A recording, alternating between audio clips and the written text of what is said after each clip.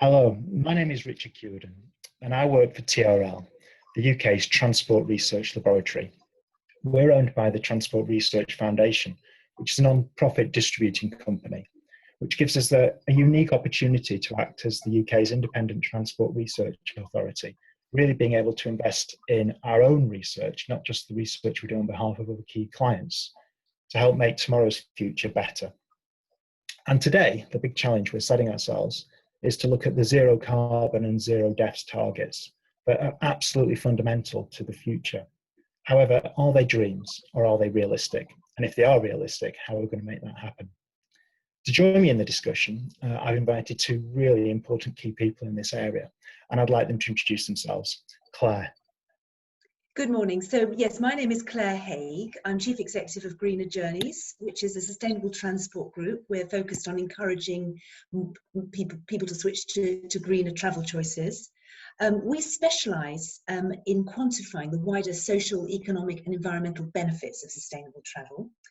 And through our initiative, the Transport Knowledge Hub, we work with local decision makers across the public and private sector to encourage investments that will facilitate inclusive and sustainable economic growth.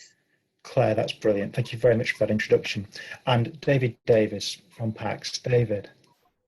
Richard, thank you very much. Very pleased to be here.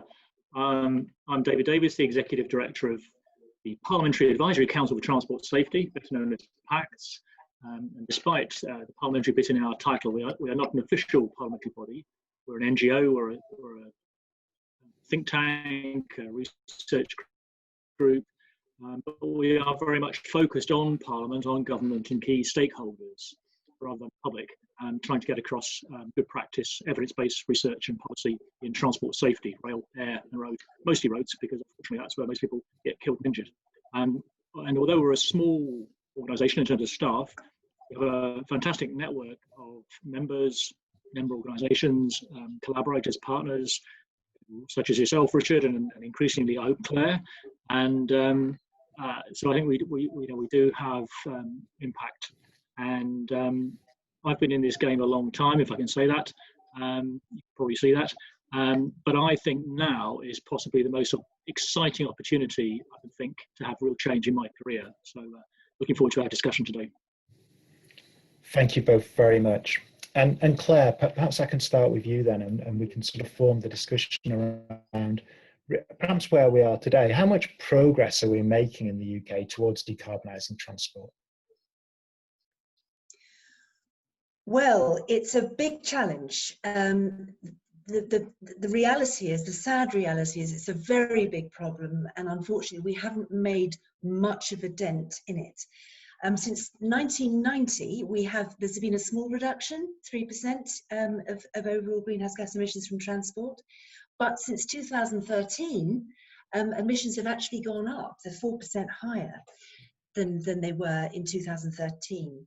Transport is the biggest problem. It's 28% of all greenhouse gas emissions in the UK, and it is the only sector where we are seeing emissions continuing to increase.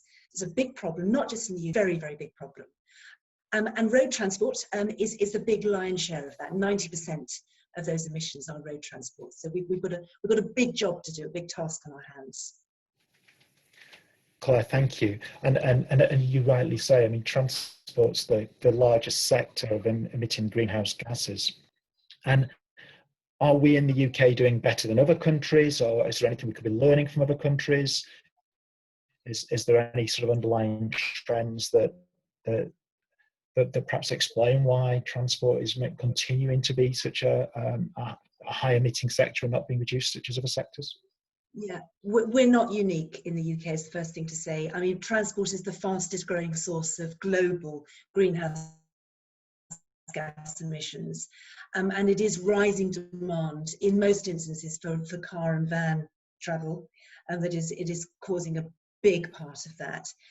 Having said that, many may have heard of the very visionary mayor of Curitiba, Jamie Lerner, who transformed his city with amazing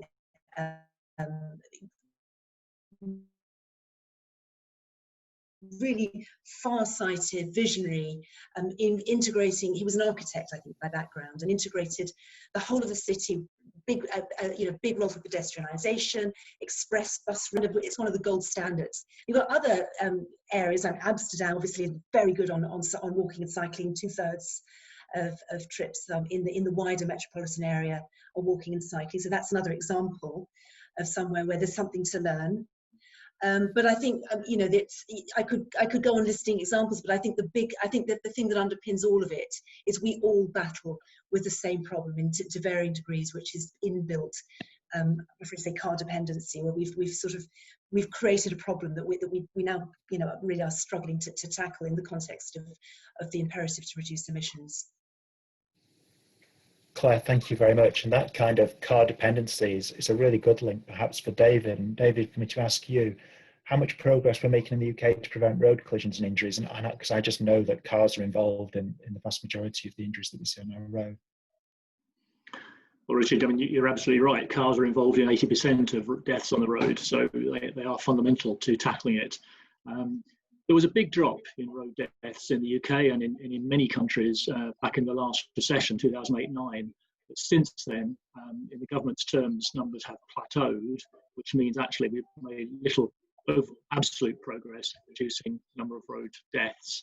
It doesn't mean to say there's been no progress. I mean, population's grown, so actually in terms of the international league table of deaths per million population, the UK is still one of the best, I think 4th at the moment. But that's a very crude measure of road safety. And, we would not accept that level of death and injury in any other aspects of life. And I think it still reflects the belief that somehow road accidents, which there is how people still refer to them, road collisions, road casualties, are somehow just the fault of individuals, and people need to be more careful, and it's not really a public health issue.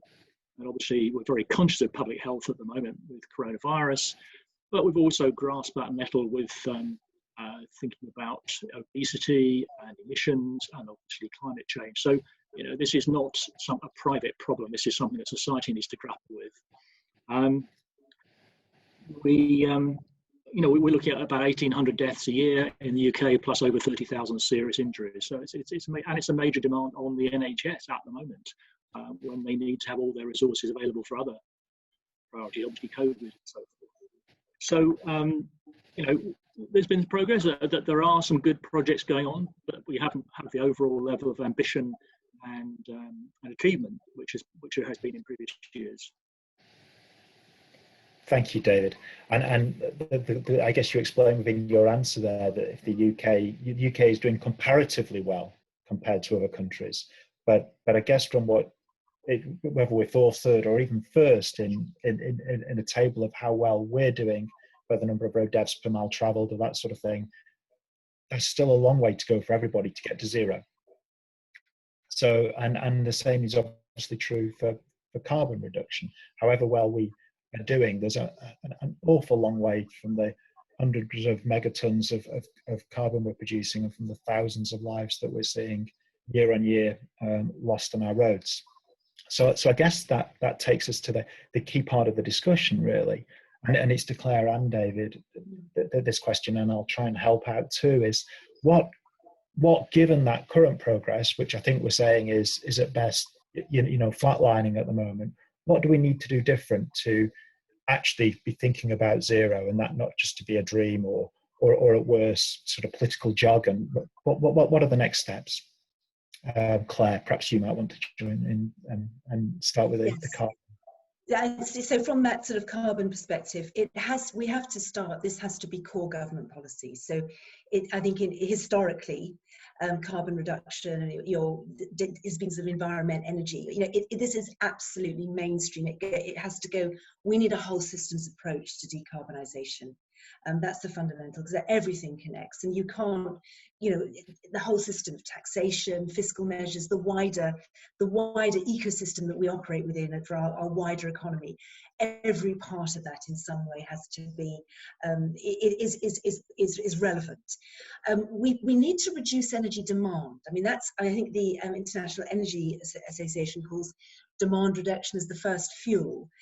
We really do need to reduce demand, and that means obviously more efficient vehicles, clearly, but also using those vehicles more, well, less, more selectively, shall we say. But we've also, I mean, and another kind of I would say there are three pillars that in my mind. So the first, as I say, the whole systems approach, reduce energy demand, and we've got to get the price signals right. So it's pricing, that whole system of pricing is fundamental if we're going to change behaviour. We're going to get people to make those more sustainable travel choices. So you almost have to start from that, and then within that, of course, there are lots of different interventions. But that's the overall framework that I would suggest. If we're serious about net zero, and serious about really reducing, and not just something that just sort of sits on the top and is a nice ribbon cutting moment for a minister, but not much more. If we're really going to we have to change the economy as a whole. Claire, I completely agree, and I think David, that gives the safety community the challenge, doesn't it? Because we're going to be looking then at very different journeys, and perhaps more what is sometimes perhaps unfortunately called vulnerable road users. In the sense of walking and cycling, and if we want to, and we must encourage more of that, and at the same time increase safety to reduce the number of people who are being injured on our roads. What are the next steps, David, in your mind to hit both goals? Well, I think rather like Claire, we've got to set the ambition, and unfortunately, whereas with carbon, the government has now not only committed itself to a target, but it has an act of Parliament which requires it to make progress. I mean, we don't have that in relation to road casualties. The government has signed up to the global goal, the UN declaration in August this year, and was a wonderful conference back in Stockholm, organised by the WHO, just before we were all locked down. And the government minister, Baroness Veer, she committed the UK to this new target of reducing road deaths by 50% globally by 2030, so 50 by 30. Unfortunately, that doesn't seem to have translated into any sort of target or ambition for the UK. Highways England has been set a new target, which is below that line. Not beyond that trajectory, and there's no overall target for the UK. There are good signs. I mean, Scotland is consulting at the moment on a new road safety framework with the ambition of being the best in the world. And when I first read that, I thought, this is a bit pie in the sky. And then actually, the more you think about it, it's not. As I say, Britain is not bad at the moment. The best at the moment is Norway. And I think there's some similarities between Scotland and Norway, potentially. So I think it's fantastic that parts of the UK are setting themselves ambitions. London has Vision Zero ambition. And I think the government needs to get with that as well and support that. I think, also what we need is to join up. Safety has been maybe almost a bit old-fashioned and dull. It's absolutely fundamental and integral to delivering the other agendas. If we want active travel, if we want more people to walk and cycle, they've got to feel safe.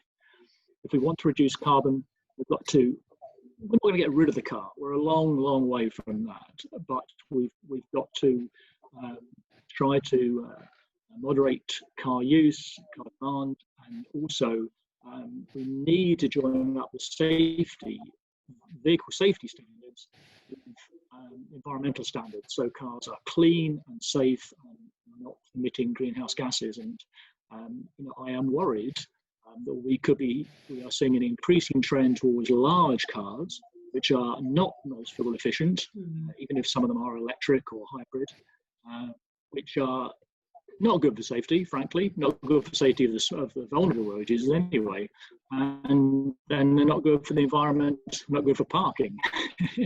So all round, I think there are some really interesting areas of policy coming together. The speed limits which have been introduced on parts of the motorway network for environmental reasons, which should deliver safety benefits. So I think we can see synergies if we look for them.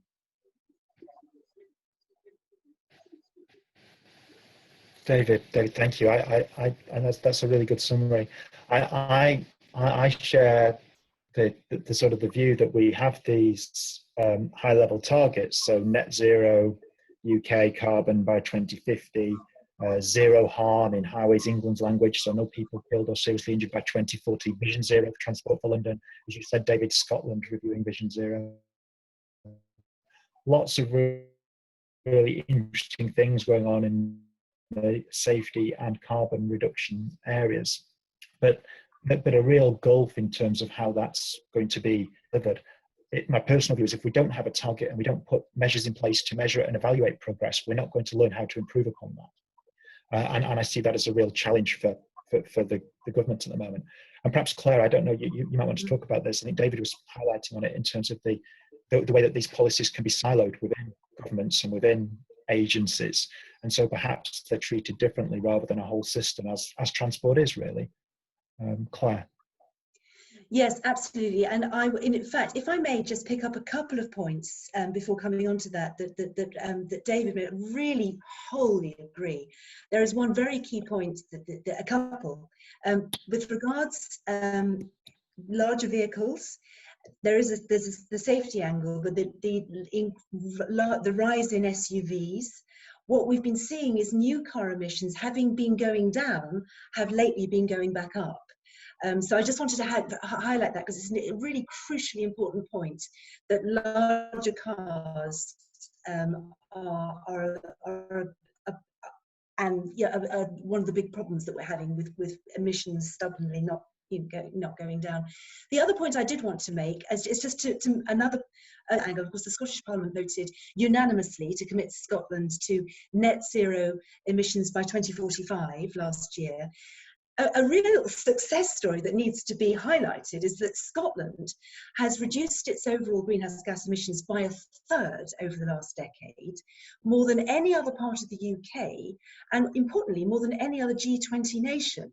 So real progress. It's really something to be proud of. And now, of course, the problem is that a big part of that reduction, the lion's share of that has come from power, from the energy sector.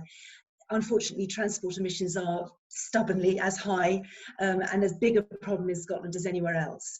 But the Scottish Government has really embraced this. So it really is putting sustainable transport at the heart of decision making. I think what the experience of Scotland shows, it shines a light on the challenge, and it also simultaneously shows just how difficult it's going to be. Now, to come to your point about silos, I think, again, another thing that we can really celebrate about what Scotland has been doing is that it's in the way, and perhaps the way the government is structured, it helps in certain respects, but it is breaking down those silos. It is very much core government policy, and I think that we're seeing a lot of progress there in breaking those down. So the budget, it kind of goes across all key aspects of the Scottish Government's key work.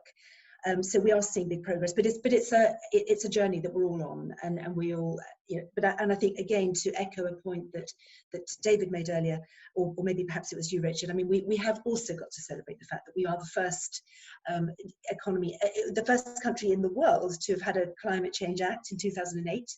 So we do need to celebrate that as well, and the fact that we have a lot to do, but we're thinking along the right lines. So I think there's a lot that we should take encouragement and comfort from. Claire, thank you. I agree. I always think these things are best done with a positive frame of mind and the kind of can-do attitude. David, we're sort of coming to the end now. Just unfortunately, we're sort of going to run out of time. I wonder if there's any more you would like to add about either the nature of the silo debate that we perhaps are a little bit stuck in, and perhaps any final comments you'd like to make.